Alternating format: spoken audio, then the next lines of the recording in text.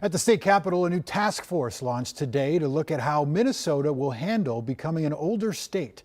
Chief political reporter John Croman explains it's about getting ready for boomers to hit their golden years.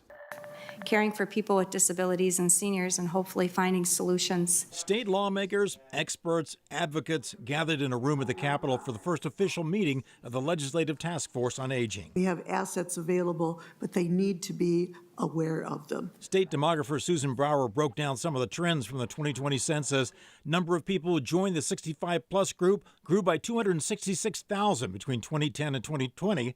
Another 217,000 are expected to join that club this decade. The oldest of the baby boomers are just now starting to turn age 75. So there's a whole 20 or so years where we will have more folks in those older ages. We're about as old as the rest of the country. 16.8% of Americans are age 65 and over. 16.6% of Minnesotans are in that group.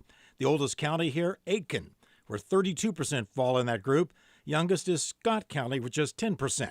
There are some counties that, as a percentage, have a much larger share of their population in those older years. One of the things that was clear to the task force is that picking up the tab for the aging population will require government involvement. This transition to an older state doesn't end with the baby boomers. We're going to be an older state permanently. So this isn't a doomsday scenario. This is just all of us naturally aging together.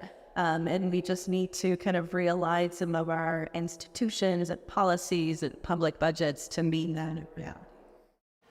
That task force will eventually make a set of recommendations to the legislature about where to make targeted investments where they can do the most good for the greatest number of people. And of course, helping people age with dignity doesn't exist in a vacuum. You can't really talk about solutions to that without addressing things like the labor shortage and wages. Chris? Right. Okay. Thank you, John.